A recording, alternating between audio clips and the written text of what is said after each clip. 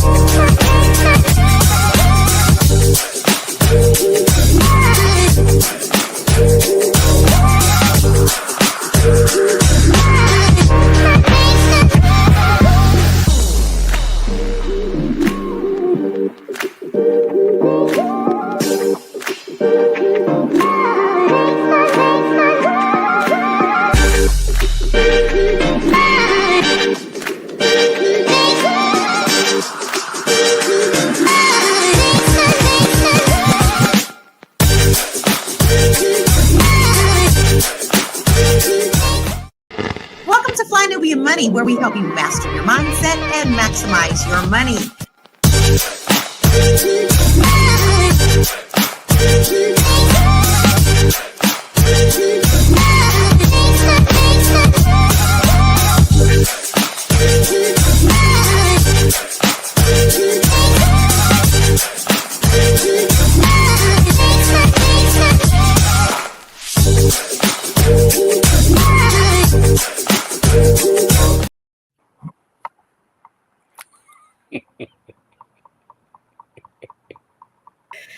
What's up, everybody? This is the Fly Nubian Money, where we help you to master your mindset and maximize your what? Your money. So listen, today we're going to talk about a millionaire who once said that the key to building wealth isn't earning a massive salary. It's consistency. So in this episode, we are going to explore how committing to invest, so you guys meet yourself, just $100 a week can help you build a long-term generational wealth. We're going to break down the importance of starting small, sticking with it, and the mindset needed to grow your money, not blow your money over time. So whether it's stock or it's real estate or it's other investments, the goal is to show everyone, anyone, regardless of their income, how you can build a strong financial foundation for your future. All right? So listen, we have some of our favorite queens and king today. First, we have Miss, I see Felice there too. What's happening? I didn't see you at first. All right, so we have Miss Marriage, Marriage, Motherhood, and Money Making, Miss Nomalanga. What's happening, lady? How you doing? And then we have the king in the building, Dr. Joe. What's happening? Hey, Joe. Hey, Miss Felice, the B.Big coach. Good to see you, sis. Hey. And then my good friend, y'all ain't seen her in a minute, the queen of all things pop. Yes. The money mindset queen, Athena. What's happening, Queen Athena? We missed you. Yay. I missed you all as well. She's trying to dump us. So listen, y'all. So this whole idea of $100 a week investment that can stop you from staying broke is a pretty good concept. Let me ask you, is this something that you think it might be doable for people of all incomes? And I'll start with you, Dr. Felice. $100 a week can stop you from being broke. Is that clickbait or is that reality? I think that if you're smart with where you put that $100 so that it's compounding on itself, I think, yes, it's doable. And I don't know if it's feasible for everybody, but I think that people need to start where they are.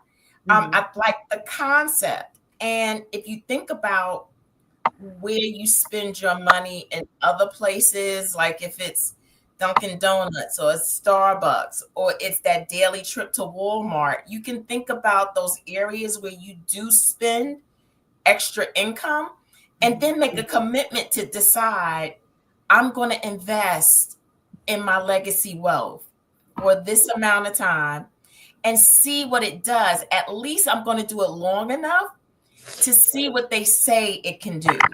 Right. And then they see what it can really do. Like, I know when I first started doing something like that, and I started seeing my bank account grow, I got hooked. I was like, oh shoot. But then it got to the point where I got scared to even spend the money, because then I got to the point where I didn't want to stop seeing it grow, where I didn't have a balance, where it was like, look, girl, you got to fix something. And this is what that space is for, because you start to get addicted to seeing your money go up, and then you don't necessarily want to see it go down. Mm-hmm. And so if you just hang in there long enough to see what it can do, I think that's the hook. That's mm-hmm. the hook right there. Okay. Good stuff. What about you, Miss Nomalanga? I definitely think it's doable. The hardest part is establishing the habit. So if you do it long enough, eventually you'll be able to keep it up. The second thing is, there are people who make that much in a week, or maybe 200 a week or whatever. So when you say that, it seems like it's not doable. But I've always believed in group economics, where if you're not able to do something, do it collectively. If you're a family, do it with a couple of family members. If you're in a workplace, trusted co-workers, and you pull your money together and you agree on an amount that you're going to do, and then collectively it ends up being enough for it to have an impact on your finances. You just got to be smart about it, and you have to do it with people you can trust and have good, solid payments. I love that, because, in different cultures, you have different circles. You have susus for some in different cultures. And I remember going to Detroit and going to Motown. And what I learned, I'm not sure if you guys all know, but the way Berry Gordy started Motown is his family used to do like a family susu. And so they would all put their money in a pot. They were very forward thinking. I mean, his parents were entrepreneurs. So his dad was an insurance broker, or his mom was an insurance broker. They had a grocery store. So they were business owners. But all of his parents and all of his siblings would put their money into a pot. And then when somebody wanted to do something, they would vote. If they, and they basically couldn't take out more than what they put in. And so I think he had like maybe $1,200 or something, but that was his seed money to start Motown. But, just putting that into practice, that group economics, I think that is amazing for those who can't do it, who may only make $400 a month or something like that, or $800 a month. Yeah, maybe you can get with somebody where you could do it. You could do it collectively. I love that idea. So thank you for that. All right, Joe, what do you think? Do you think that's realistic? I mean, yeah, I think Nomalanga's right. I mean, it's realistic, but not realistic for everybody. Obviously, there are families who cannot afford $100 a week, who don't even bring in that kind of money in the first place to set aside. But if you are in a position to, have good income, and you can, it's doable, and it's sustainable. I think it's a real thing. I think it can keep you from being broke. If you can put $400 a month aside and put it into some investment that can do work for you, 100%. But it's not doable for everybody, of course. Some people just don't got it. Yeah. What about you, Athena, Miss Finance Queen? I think that putting away $100 a week is definitely something that most people should be able to do. And even if you don't have the $100, even if it's $50, like what Nomalanga said, establishing the habit is what is most important. Oftentimes I discuss, when it comes to money, it's not just a practical thing, because there's a lot of practical, logical things all of us should be doing that we don't. There's a psychological and emotional and even like family upbringing, all of that factors in. And I think that, sometimes that, if you don't go into with the best basis and foundation for finances, it's hard to establish that as an adult. Mm-hmm. So even the thinking most of the time is that, okay, it's not a lot of money, so it's not going to make a difference. It's not about really in the beginning making a difference. What's most important is establishing the habit. Yeah. I'll say that the habit is very important, but I say don't look at a dollar amount and look at a percentage That's how I would do it, because you don't want to bite off more than you can chew. The thing that I always tell people is that you don't want to put away too much, the more you got to go and use it. If you got to use it, right? You don't want to you want it to be just enough that you can stretch yourself to be able to do it, but not enough, not too much to where you'll have to go back into it. So if that is a percentage, if that's 10%, 20%, my rule of thumb is 25%. If you can take 25% of your income and you can put it in some type of vehicle that's going to generate some type of interest, that's what I would do. But a flat dollar amount just doesn't make sense for everybody. You know, if I'm making $100,000, easy breezy, $100 a week, but I'm on a whole different level, right? But if I'm only making, you know, $10,000 a year or $20,000 a year, that might not be feasible for me. So I don't think that flat dollar amount necessarily really makes sense for everybody. I think it should be more of a percentage, but we'll talk about more about it when we come back from the commercial. Woo! It's a good show right here, but I'm biased. If you are just tuning, woo! It's a good show right here, but I'm biased. If you are just tuning in, you are watching Fly Nubian Money, where we help you master your mindset and maximize your money. My name is Tiara Williams. I'm also known as Miss Black Hollywood, and I'm the proud producer of this show because it is lit. If you want to receive notifications for when we go live Monday through Friday, 1 to 2 p.m. Eastern Standard Time. All you have to do is text the word Queens to 87948. That's Queens to 87948. That's QUEENS to 87948.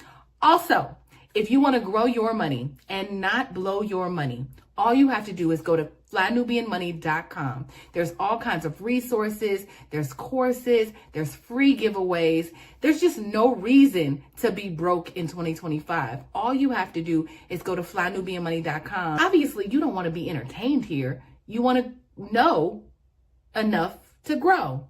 Wait, I need to put that on a shirt. You got to know to grow.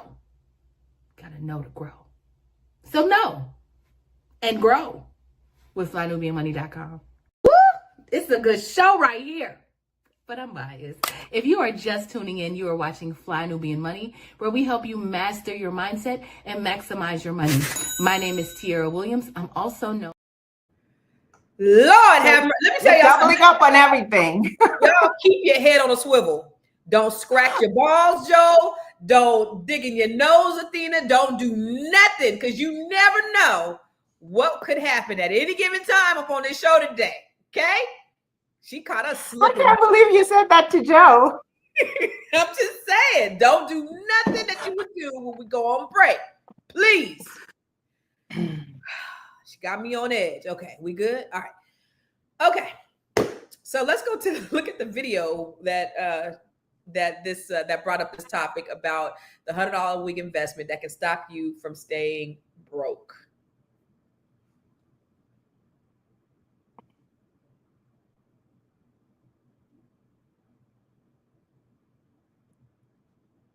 Minimum everybody should be investing per month is $400. That's $100 per week. And for the people who say I cannot afford it, this is what all I had to sacrifice in order to invest. I stopped playing video games. I stopped buying Jordans. I stopped buying Nikes, anything. I stopped eating out as well. So you only got to sacrifice 1 or 2 years if you at the bottom just to even get to a certain point where you're financially free. So how does this work? There's 52 weeks in a year. If you save $100 per week, that's $5,200 at the end of the year. But see, I fast tracked it. Even my taxes. Most people for tax season, they go and splurge. I also save my taxes. So I started from zero. It's $100 a week. So at first I put it into Acorns because I didn't know how to invest. And it said at the pace I was going to be a millionaire by the time I was 45. So I was like, okay, what if I do 800? And I noticed the time of me becoming a millionaire kept getting shorter. So then I was like, okay, what if I do 3,000? And that was the sweet spot. 3,000 at 15% per year is $1 million in 10 years. So I was like, okay, 3,000 is going to be what I invest. This was in 2017, 2018. So I'm posting my gains or whatnot, and I wasn't selling anything. Some people are guru by just watching somebody and like, okay, I'm gonna become a guru. I was that by popular demand. Like people were like, no, you have to teach me. No, I'm going to pay you. Because at that time, I'm just a 21-year-old with 30, 40,000 in his account, still in the army. I had more money than all my bosses. And I quit IT to become an investor.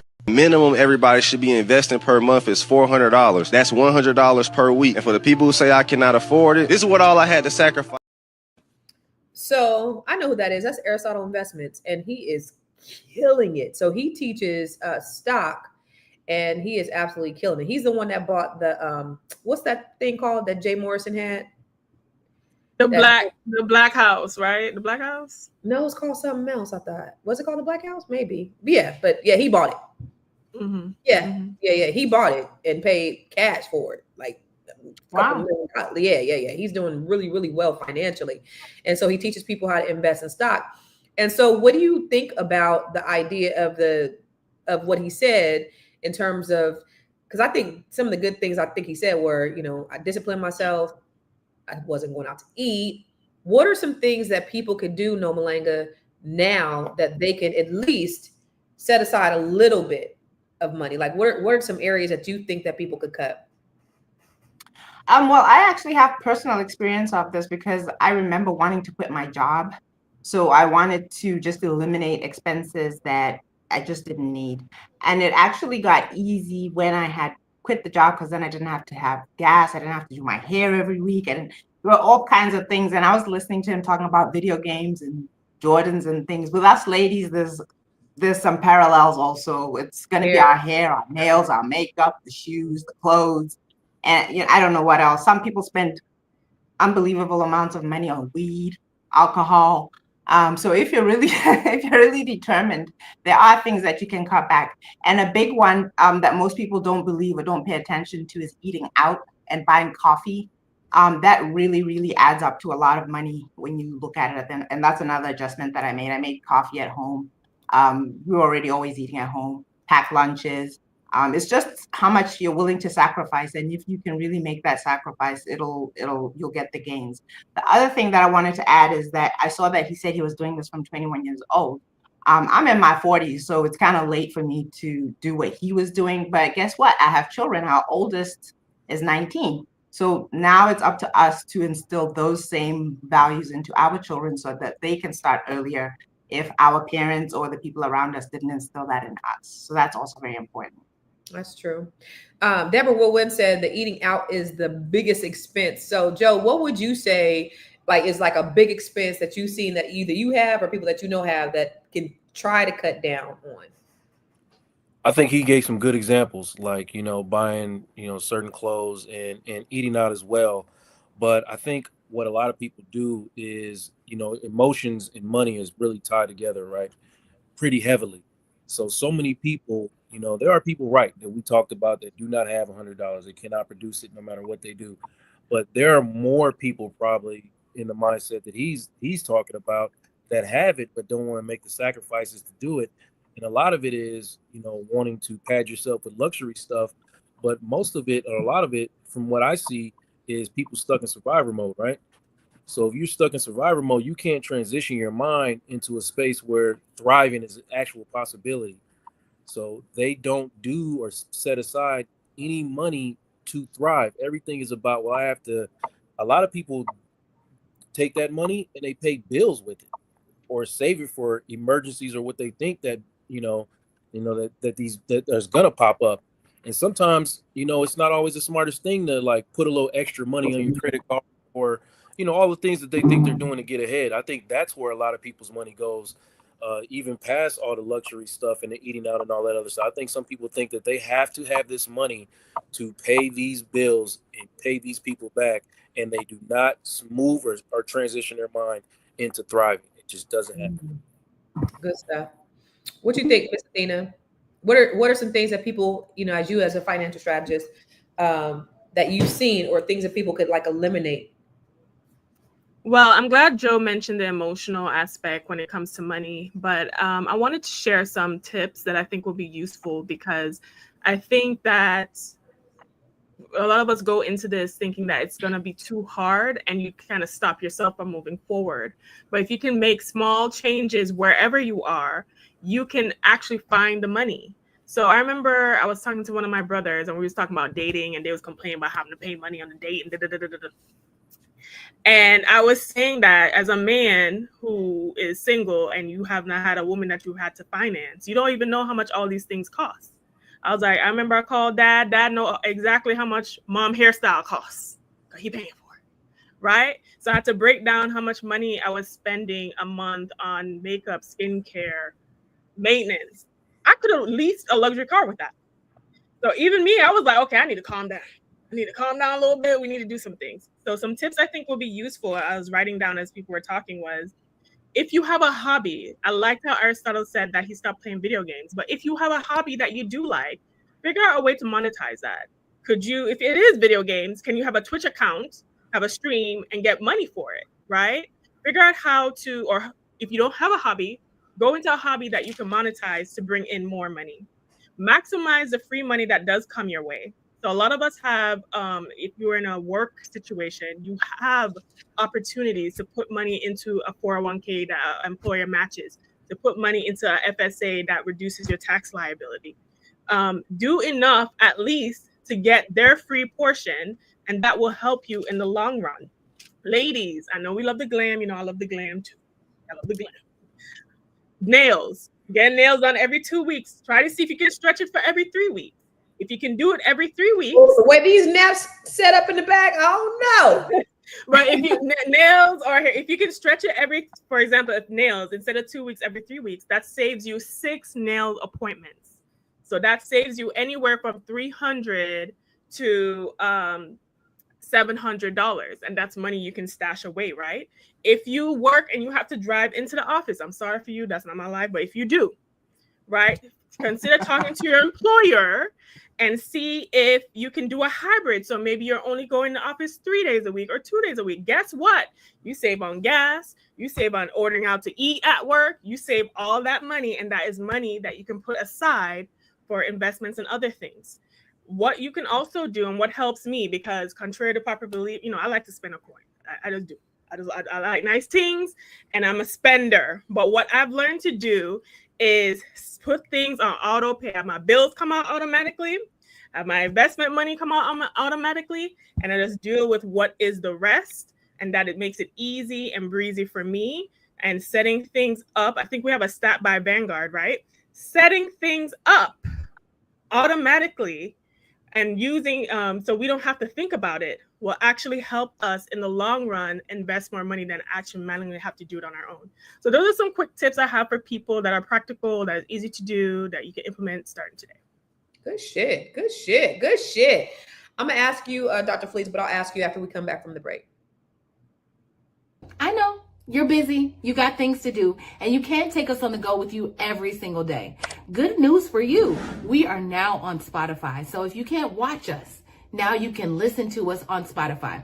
Search Fly Nubian Money and all the episodes shall appear. All you have to do is like, subscribe, leave a 5-star rating, leave some comments, tell people how you love us, so that when other people come along and are looking for a great show to watch, they can find Fly Nubian Money too. One last thing, and just in case you've been sitting under a rock, Fly Nubian Money now has an investment club. We are the Fly Nubian Money Club.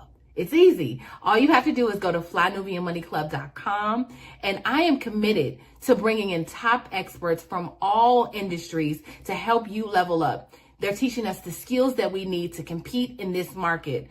We often say that nobody is coming to save us, not the government, but guess what? We're coming to save us. I'm coming to save you with the Fly Nubian Money Club. So listen, all you have to do again is go to flynubianmoneyclub.com. We have a 30-day free trial set up just for you, just for those people that are struggling. Even if you ain't struggling, you ain't got to struggle. I'm coming. Okay, let me stop playing. I'll see you soon. I know you're busy. So, Felice, what happened to Nomalanga? Okay, we lost somebody. So, Felice, the question for you, what are some things that you think that people can eliminate?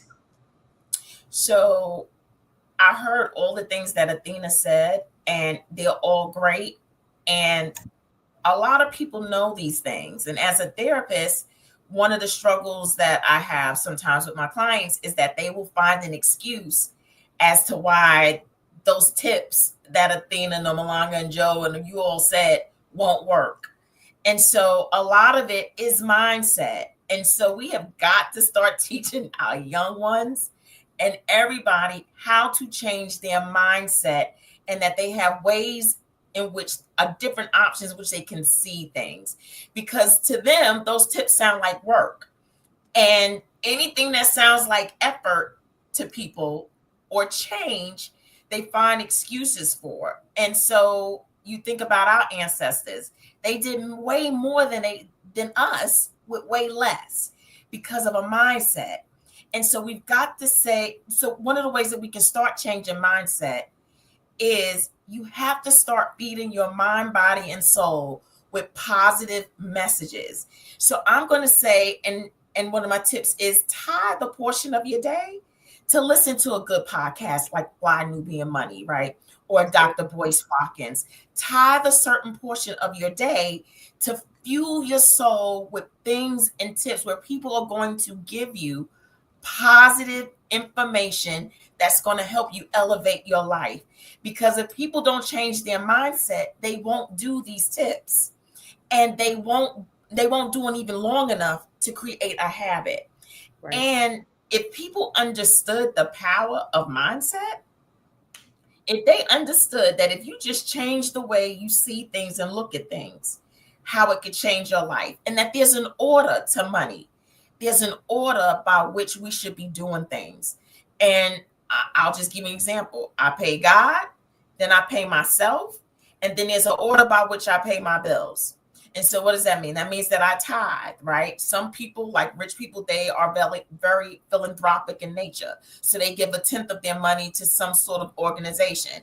And then you pay 10% to yourself first, because it makes no sense for you to go to work and you just paying bills. You have to pay yourself too. So wherever you put that 10% in to show I showed up and I'm going to pay me. And then there's an order by which you pay your bills, right? So a hierarchy by which you pay your bills. And people don't understand that really groceries should be at the bottom. Dang, sister can't eat. Right. Yeah, no. Because you're going to find a way to eat. You will. But you'll be surprised. The universe is going to honor your order. And that's what people don't understand. They're like, oh my gosh, I only have this amount of money. But if you put that money up, somehow, some way, it works out. And people don't give that mindset enough time to see it play out. And so that's what I'm going to suggest. And I'm all into mindset. I love that. I looked at people's finances a lot. Like owning a mortgage company, I would look at people's finances. And let me tell you the 3 things I would say were the biggest things that they would spend on. And now probably 2, hopefully, for Black people. It was Walmart, it was Target, and it was Amazon. Now, if you look now, it's going to be a lot of Amazon. And it's kind of like when you have, if it's at your fingertips, you're going to buy it regardless. If you ain't got to get up and go to the store and get it, it's much easier. You're more likely to get something that you possibly don't need because it's easy. It's just kind of like when you swiping as opposed to having money. If you have a card, that's a never ending hole that you just swipe and swipe and swipe. You're not really cognizant of the amount that you're swiping. So a couple of tips is be conscious about your Amazon spending. Okay, this is my Amazon budget for the month. Because I look at them, they give you, I don't know if they do it for regular accounts, but I have a business account, but they give you a breakdown of your spending every month. And so if this was my spending, well, what's my real threshold? Okay, I only want to spend, if it's $1,000 a month, I want to spend $500 a month on Amazon, and just be very, very clear and track that of what you're doing with Amazon, because it's easy. It's so easy to get caught up. And everybody in the house for me got my password. So everybody's spending on Amazon. I see cat food being delivered. Like, I don't even like the damn cat. Why the hell I got to buy the cat? But I see all kind of shit being delivered, because everybody has access and it's easy to access. And then like for spending purposes, when you have a card, carry cash. Okay. Because if you carry cash, again, you're more cognizant of what you're going to be spending. If I know I got $1,000 for this month, I'm going to be much more careful of the money I spent, because I know I got this amount of money and this amount of time. But if I just had a card, I'm just doing a card, I'm swiping. So that's a tip that I would give. But I think we have another video I want to take a look at. Can everyday regular people become millionaires? Absolutely. Before I became a pastor, I spent 25 years managing the investments of millionaires and even a few billionaires. Here's what might surprise you. Many of those millionaires weren't CEOs, athletes, or entertainers. Some of them were teachers, bus drivers, nurses, government workers, jobs that most people don't associate with wealth. So yes, most people can become millionaires. Now, to clarify, a millionaire is someone whose net worth, their assets minus their liabilities, equals $1 million or more. So although becoming a millionaire is simple, it's not easy. That's why Proverbs 10:4 says, diligent hands bring wealth. So here's what these regular, everyday people who I work with did to become millionaires. Number one, they earned an above average income. Okay. You see, you don't need to make six figures to become a millionaire because many of my millionaire clients never made over $100,000. It's not how much you make, it's what you do with what you make. That's good. Number two, they spent less than what they earned. Here's the hard truth. You can't out-earn bad spending habits. I've seen six-figure income people go broke while modest income people build wealth. How did they do it? They simply lived below their means. Number three, they regularly invested for growth. Those millionaires treated investing like a bill they must pay. They consistently invested in growth stocks, mutual funds, ETFs, and some even bought real estate. It's called dollar cost averaging. So they invested and they kept investing no matter what the market did. Number four, they let time work for them. Now, this is the secret sauce. If you start investing at 35 years old, putting away $450 a month into the S&P 500 index, which averages about 10% annually, you'll hit $1 million in your 60s. But most people wait too long to invest, and then they wonder why they haven't hit millionaire status in their 60s or 70s. So, becoming a millionaire is not about big salaries or flashy lifestyles. It's about earning, saving, investing, and giving it time.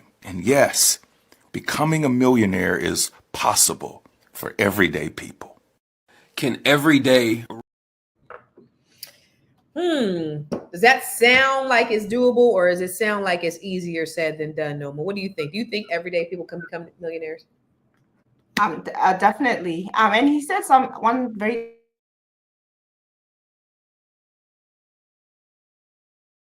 Oh, boo, you're frozen. It can happen. Was I cutting off just now? Yeah, go ahead. Yeah, if you're following some straightforward steps, it can definitely work for you. But the thing is, even though it's simple, it's not easy because life happens, right?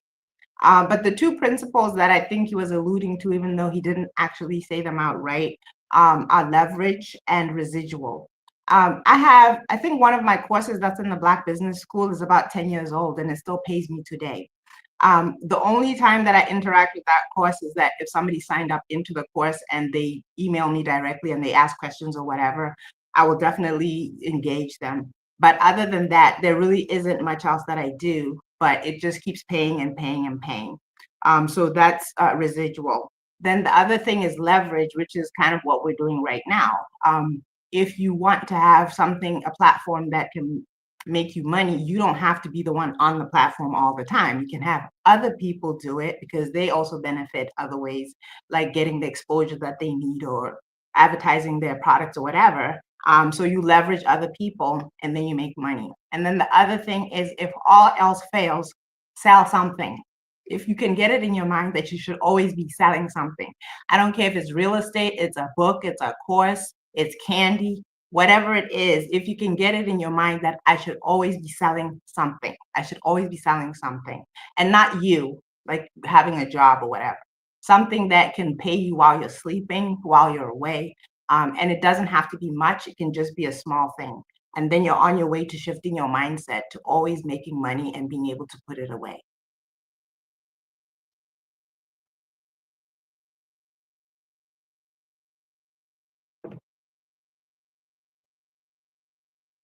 Constance, we can't hear you. Girl, I thought you was telling me to clock that T. That's what I thought you were saying. Okay, I'm clocking it. Yes, I'm clocking it. Yeah, girl, that's what I thought you was doing. So, well, let me ask you this. I was on a whole diatribe. Let me just go to you, Athena. Let me ask you this question. Do you remember what your first investment was and how much did you start with? I just want people to know how simple investing can be. Okay, so my first investment was through my job, and that was investing in my retirement account. And I just put in the percentage that I needed to get the match for the money. But the other investment I did, this was before I really got into personal investments. At the time, you know, I'm also a millennial, so that kind of factors into it. I started an Acorns account, just picked, have it tracked an index, and just had it start taking like my spare change in addition to that. Because when I started my career, I wasn't making much money. It was like 55,000 like a year. No, don't do that. Don't do that. Don't do that. Don't do that. What? Because that might be a lot to some people. Okay, I was a broke college student starting out. I was working 80 hours a week. No. So I was working 80 hours a week. I was working a lot, and that's all I could do at the time. But I did what I could do at the time, which is what we're encouraging everyone to do. So Acorns was the investment that you started off with? Yes, I did Acorns and my company's retirement plan. And your company. Okay, cool. Joe, what about you? What was the first your first investment? It's just right now it's still this only investment. It's through the job or whatever, or through employment. I'm someone who, I talked about that mindset shift because I'm someone who just really got to a space where I started to believe that thriving was impossible. So I know a lot of people are probably like me, and I have just thought about, wow, we can actually, be, financially stable and do financially well, but I don't even know how to go about, starting investments and doing things like that. So a lot of my education comes from honestly listening to y'all. So, through jobs and stuff like that. But now I'm like more trying to research and trying to understand, because I'm doing well enough where I can put aside a little bit of money here and there. But I don't even know where to go. So I'm just sitting back listening to y'all like, okay, tell me what to do. And so put me on, Constance. Yeah. What about you, Felice? What's your first investment? So it was through my employer, and I was always told and advised that you do the match because it's free money. So whatever it is that they say they will match it, go ahead and do the max. And it really was. And sometimes, again, it's a mind thing because you're like, wow, if I do 6% of my income, like how much is that going to take out of my net pay? But really, they do it pre-tax. So you really don't even see the difference. And the company would match me that same amount that could be compounded on the stock market and the different mutual funds that they were putting it in. And so that's how I started saving. And that was really exciting to see because, with your job, they were so good at making sure that they wanted to encourage you to keep saving, that they would show you every month what your money was doing. And so even if I didn't go out there to purposely look at what my money was doing, they would send me emails and say, hey, this is what your money was doing, and this is what it did in this amount of time. And that's what really sparked my interest in, well, if it could do it here, where else can it do it? And so that's what really helped me. Good stuff. What about you, Noma? What was your first investment? You know what's I think I was about 18 or 19 years old. I was first runner-up for Miss Botswana pageant. Let's and go. The money was just insane at the time for a teenager. I think it was only about like 5,000, and there was a whole bunch of other prizes. And I knew that I didn't want to blow it. So I went to the bank and I just asked one of the people that were helping, like, where can I put this money so that it could grow? I don't even remember what kind of account it was. And I put it in there. And then the great thing is I left for the United States and it didn't come back. And the money just grew and grew and grew. But what it did is it taught me that if you put money in a fixed account and it has good interest, if you don't touch it and you never take anything out, it's amazing what it can do. So that inspired me and encouraged me to always have something where I don't touch it and allow it to grow. That's good. There's so many things I want to say, so many things I want to add to, but so Juliana said my first investment was a refund from a student loan. That's good. Let me tell you, my son just got a $10,000 check back from his student loan a couple weeks ago. And one thing that I teach parents is that's your seed money to purchase property. You can get a kiddie condo loan for your child, especially if he's in college. So what I'm buying, I'm purchasing him a property next year anyway. So he's using most of that money for a car. But for most parents, say they don't have the money, you get a student loan refund check. You take that, you go wherever your child goes to school. You purchase a property, only 3.5% down. He's on the property, you're on the property. You put some kids up in that property, and they're paying your mortgage. And then, so I basically next year plan on doing that with him. And then I told him, get your posse together, whoever you want to be your roommates. We're gonna get you a place. We'll get you a 3-bedroom, put 2 in each room. They'll pay your mortgage. When you graduate, I'll give you the keys, and then you can continue that. And so that's what I do for, I buy all my kids properties.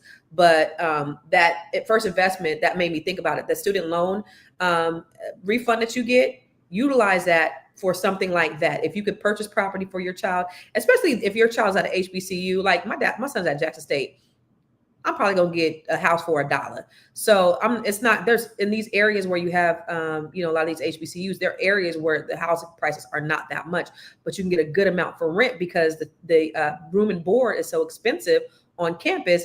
It'd be easier for these kids to go off campus and rent a place than it would for them to stay on campus. So that's good. Good for you, Juliana. She said that's exactly what she did. That is perfect. Also, I just wanted to address Sophia because she asked me when I was doing my Acorns class. So I talked to Dr. Jones, who's part of Net 7 Collective. I did my thing with her last week. We do a panel, your blood work, whatever. And she asked me, have you ever been tested for ADHD? And I said, no. She said, you might think about it. And I was like, okay, fuck that shit. I'm not going to do it. But she might be on to something. So I said that to say that, Miss Sophia, I get ADD sometimes on some things. And if I don't do it right away, I lose interest. And that's one of them things. I'm going to come back to teaching the Acorns training because I told you I was going to teach the Acorns training, and I will. But I just lost interest.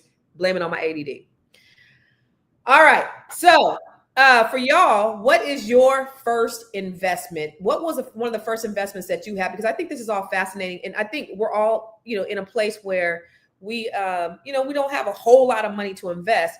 But like Noma said, if you could take your money, just a small amount of money, and put it somewhere where it generates compound interest. There's so many things, like this is my wheelhouse that I want to say. But if you could just take it somewhere and put it in something that generates compound interest, like Athena said, Acorns. I mean, I saved $30,000 in a year. So when I bought my commercial building, I took some of that money, and then I own a cannabis dispensary, and I took my cannabis money, and then I bought a commercial building. So it's just the gift that keeps on giving. So when you have investments, when you take your investments out, you put it in things that you can make other investments. You don't take it out to buy a TV. Don't take it out to pay bills. I used to always get on my mom about that. My mama would take money out of her 401k to pay off some credit cards. No, don't do that. If you're going to use your money that you're investing, use it to invest in other things. Okay. So please, please, please, let's look at this next video. How can I make $1 million by investing for $100 every month? Okay, so if you're a long-term investor, there's really only 2 things that you need to focus on: time and compound interest. Over the last 10 years, the S&P 500 has averaged 13% in annual returns, but we're going to use 11% in order to adjust for inflation. Okay, so starting from $0, contributing $400 a month at an interest rate of 11% compounded annually, after 5 years, you get about 31K. Now I know what you're thinking. 31K is probably not going to make you rich, but watch how compound interest works. So using the same numbers as before, after 10 years, you get 85K. After 20 years, you get 325K. And after 30 years, $1 million. Remember, it's not about timing the market, but it's about time in the market. How can I make $1 million by investing for $100 every month? Okay, so if you're a long... So listen, Einstein said compound interest is the 8th wonder of the world. Those who know about it earn money from it. Those who don't, pay it. Guess who know about it? Mostly not us. Guess who's paying it? Mostly us. And you're paying that when you're paying your credit card bills. Think about this. When you pay the minimum payment on your credit card bill, so you got $1,000 credit card, and your minimum payment is $25, and your interest rate is 29.9%. It's going to take you almost 20, 25 years to pay that thing off. And you're tripling, quadrupling, 10xing the amount that you're paying in interest. But if you just paid $50 on it, that knocks it down to a few years. That's how much compound interest. You understand what I'm saying? So if you pay a little bit more, it's compounded and you're wiping down that compound interest. So imagine if you were to, if it works the same way when you're gaining compound interest. That time factor is giving you more money. So putting your money in vehicles that generate compound interest is the key. So Noma, taking that big lump sum and putting it in something that's generating compound interest and you ain't even thinking about it. Oh my God, you come back. How much money did you make when you came back to Africa? When you went back to Africa? I don't even remember because then I started taking it out and putting it into different things because I had learned a little bit more. But I do remember though that my mind was blown because I had almost forgotten about it. And that's one of also the key things is you should get in the habit of putting money somewhere and just forget about it. Yeah. In other words, just don't touch it. Just forget it's there. And then you'll see what happens. Yeah. Yeah. Why do you think people wait so long to start investing though, Noma? I said it before, nobody's teaching us, nobody's telling us, and we don't realize until we're much older that, oh, wait, I should have started, however many years ago. Because I'm looking at some of these stories and people are saying, well, when you're 21 years old, I mean, if you're fast approaching 50, that information is almost irrelevant to you. Now, again, some of us do have children. We still got about 50 years ago. Come on, give us a little bit more time, Noma, come on. No, I'm saying if you're fast approaching 50, like you're almost 50 years old, you're in your 40s, right? You're going for 50. The information about starting at 21 is not relevant to you anymore. But I'm saying the lesson that we can take from that is we have children. And I mentioned like one of our oldest is 19. So now's a good time to start educating our children that, look, if you start here now, by the time you're this age, you'll be a millionaire. And that's with just this little bit. And maybe even do it for them, start it for them to just make sure they don't have access to it. And then you're just kind of creating those habits because, again, like I said, some of us just didn't have it and some people don't have parents that will instill that in them. I know people that have lived paycheck to paycheck and they've done it for generations. I know people who've rented and they've done it for generations. They don't even have home ownership in their family at all. They don't know how to live without that constant scramble of, are we going to make it? The lights go out and all that kind of stuff. So it's kind of hard sometimes when you speak to those people and say, well, you should be doing this. And they're kind of like, you should be doing what? We're barely trying to survive here, lady. So like I said, if we can't do it, we should at least instill that in our children. Yeah, that is so true. Athena, why do you think so many people wait until they start making more money and to invest? What is that mindset? I think that oftentimes when we're trying to progress in life, we feel like we already need to be at that place in order to do the thing. But what we fail to understand and realize is that whatever you're trying to be or do, it's a process of becoming. And that where you are today, you need to do the small incremental steps, even if it doesn't look like much of anything, because you then build upon it, kind of like the compound interest with the money. You then build upon it, and then eventually you're going to wake up this actualized version of yourself you wanted to be and realize all those small steps along the way that got you there. So that's why. We're diminishing the value of small, consistent change because we're thinking about the big transformation in the end. And we fail to understand the small, consistent changes help build to that transformation. And without them, you might not get to the transformation. That's the thing. I think people first of all, we're trained to have instant gratification. We live in a microwave society. We want it now. And so that's the reason why even with the influencers that you see, because they're showing themselves with the beautiful cars and the big houses. I want that. So I'm going to buy that product. And they know that sells because people love shiny, right? So they want the instant gratification, but it's not. It is over time. They do have to wait. They got to build little by little. And if people can understand, it's baby steps, baby. It's not eating the whole elephant. It's taking one bite at a time. That's what's going to get us there, is doing that one bite at a time, right? I thought you wanted to say something, Athena. Did you want to say something? Did you want to add to that? Yes, because sometimes I used to have this in my cubicle at work when I was doing accounting, and there was this this thing about there was two things. The big elephant, like trying to eat the elephant, right? It's hard to do. But if you do one bite at a time, you can eventually do it. So to put yourself in a mindset that whatever the task or challenge is, and that goes for anything when it comes to money, whether it goes to fitness, whether it goes to business, if you're looking at the big picture, immediately you're going to feel overwhelmed. It's going to debilitate you. You're going to feel paralyzed by it. Yeah. But if you do and you focus, and I had an ex actually teach me this, what can I do today? Let me get through today, deal with today, so I can come and deal with the other stuff later. And from a mindset, especially from a human behavioral aspect, I'm sure Felicia or Joe, that looking at it from that way, there's more of a mental ease, and it increases your chances of actually doing it and follow through than trying to focus on what this big picture thing needs to be. I'm glad you said that, because for Joe, for you, because you said that you haven't done like any big investments, you stay safe. And so there's two things, like, because you are a mindset therapist and you deal with the mind. What is the mind of those people who are unwilling to take a risk, and how do they get out of that mindset and start taking those calculated risks? But what's kind of blocking them from being able to do that? Is it the fact that it's scary, or it seems too big? What is that thing for you? Well, I don't know about for me. Probably I do know for me, but I know a lot of people probably feel like me, so I'll talk from that perspective. Yeah. Generational wealth is not just about finances. It's also about emotions. So a lot of us get passed down that instability, and you are locked into a survivor mindset, and that's just is what it is. You cannot see past, like, the things that you just talked about with your children. That probably sounded foreign to a large population of people, right? Now, I've heard you say those type of things before, so I'm getting I can listen to it now. I'm kind of used to, okay, that's the kind of shit the Constance just be doing. But when you first started talking about it, I'm like, what are you talking about? You giving your kids property?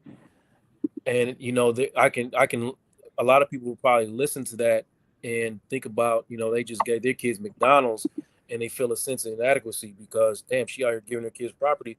And that just, you don't understand that everybody has to start somewhere, right? You don't get the like you said, the instant gratification from just doing small things for your children. You know what I mean? So, like, you have to get into a consistent mindset and practice doing little things until the little things become bigger things. And I think a lot of people get, again, locked in that generational wealth only being financial, not understanding that you have to pass down stability and teach your children that their futures matter. And I get my understanding from parents who didn't teach me things like my future matters in that way. It's all about surviving, like, the month, and paying your bills for the month. So you have to get in spaces where your mindset can shift into something different and actually believe that these things are really possible, but gradually. Like, it don't have to go be grand, like you just said. You know what I mean? Sometimes it's about, hey, getting your children an Acorns account because they're swiping their cards anyway. Like, and okay, and then that's the start of it, and then it grows and it grows and it grows. And showing your children, like I'm doing, showing my child what it looks like to own a business. My parents didn't show me that, so it's just breaking generational cycles and then understanding that your mindset, it can gradually change. It doesn't have to be grand, just a little bit at a time. Good shit. Felice, can you expound upon that just from a therapist's point of view? So, poverty is traumatizing. And it creates a scarcity mindset. And you get to survival mode. And survival mode is very selfish, is very scarce. And so that trauma, if you don't get healing from it, you just bring it into your present. And so it's very hard for people to wrap their minds around the fact that they can actually thrive and not always have to survive. And so, people hear the good information, but they don't believe that it's for them. They don't believe that it's available to them as well, because they're still trapped in their trauma. And you ever seen people who show up the same way all the time, even though they got all this data, they've got friends speaking into their lives, but they just don't know how to show up and do something different. A lot of times it's from them not getting the healing they need from those past traumas. And so, you know, poverty is traumatic, and we've got to find a way to go into those areas and start teaching people how to get a new mindset, how to learn how to thrive, how to use what they have, and to see where they can do. Because it's not just about, like that guy said, it's not about how much you make, it's what you do with what you have. And so how do we teach people how to grow what they already have? Yeah. Good stuff. And you talked about showing up, and this is what I want your final thought to be, and it's for everybody. What legacy could you build for your children just by showing up for money every week? Just by showing up, what legacy can you create for your children? What can you build for your children by just showing up? Can I start? That's what I do now for my granddaughter is she's on my payroll, right? And so she works for me, and we take that money now. She's only 5, but we take that money now and we invest it. And so she's 5. So you don't even have to wait till the children are 19. You can start now. And if you have a business, you can have your children be a part of that business. And instead of actually paying them a check, you invest that money so that it's growing now, so that when she goes to college and from beyond college. And so that's what we're doing. And that's how I'm helping my future learn about money. And so that's available to all of us. And I don't pay her a lot, but it's something, right? So you just start somewhere, and we all can start somewhere, and let's all make lemonade and start thriving. And so I'm Tower Britt, your Be Big coach, and I'm on www.thebebigcoach.com. Please reach out to me if you can. The Be.Big.coach. Hey, thank you, Dr. Felice. Bye. See ya. All right, Joe. What could you do? What kind of legacy could you create by just showing up every week for your money for your children? Yeah, I think that, every dollar that you invest is a decision, right? And showing your children what you're doing and talking about, being open about the way that your mindset is or has been over time, and how you want their mindset to develop over time. Those conversations need to be out in the open. So like, as I am doing things in business, I am taking my children or my son to the bank with me to so he can see what I'm doing as far as opening up business accounts. And if I'm investing in something or getting involved in certain investments, I'm talking to him about that. I'm talking to him about how much money I've blown over time. It's all about conversations. And then you show them how to stay smart, stay consistent, and watch how your mindset and your life begin to change, because you don't have to. Thank God, because of through my action, you don't have to grow up in survivor mode. I want you to understand that. So by doing this, you're not just building like financial wealth. I want you to create an emotional legacy of discipline for yourself and hope, and be confident that you can carry forward this for generations. So I believe in having those conversations openly, right? I believe in that. So that's what I'm doing. That's where it starts. It all starts in here for me. And as I'm learning and educating myself on things, as I'm being transparent, I can come in here and pretend like I know a bunch of stuff about investments so I can look smart in front of y'all. Or I can say, hey, I need some help. Tell me some things. And I learn some things, and I carry that to my children. Like, look, I learned this. This is what I want you to know about the future and how to stay financially confident in yourself. So that's what I'm talking about. How can they find you? And you can find me at, all my socials are on realuconsulting.com. I'm helping people, get into that right mindset, because heal yourself emotionally, because your money, I swear to you, your money is so tied to your emotions, and the way that you spend money can be so rooted in fear. And if you don't understand and attack that fear, you're going to be in the same space you're not going to grow. So holler at me. Good stuff. No, I mean, I love what you said because you're breaking generational curses, and that's what it's about. You said, I had these, this is what I have. I'm making sure that my children aren't going to have what I have. And so you already 100 miles ahead of the game. So that's good. Good job.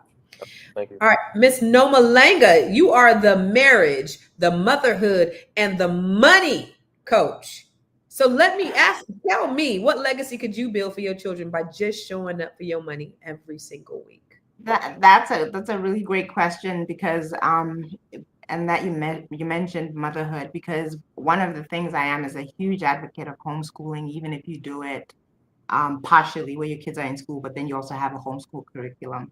I remember when our two older kids were younger, they had a YouTube channel that was about gaming because they loved gaming. And I wanted to shift their mindset from just being gamers who are consumers to being gamers. They were learning how to code, and they had single digit age because we were homeschooling. We could do whatever subjects we wanted.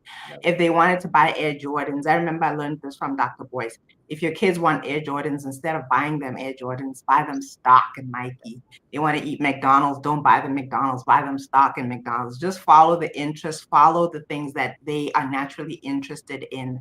It's like following your own money, but doing it in a way that creates income for you rather than makes you a consumer. And actually, that's a really good habit because it reframes your own mindset and reframes that of your children.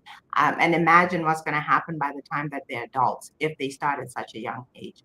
So I think there's nothing better than just reshaping your children's minds to understand. And I will always say it. The two things are, number one, always sell something, find something to sell, create something to sell. If you're not creative, buy something cheap and sell it higher. Because you're adding value, you're adding delivery, something. And then the second thing is, no matter what happens, whenever you get money, always pay yourself first. It doesn't matter if you're a small kid who's getting an allowance, grandma gave you some money for your birthday or whatever it is.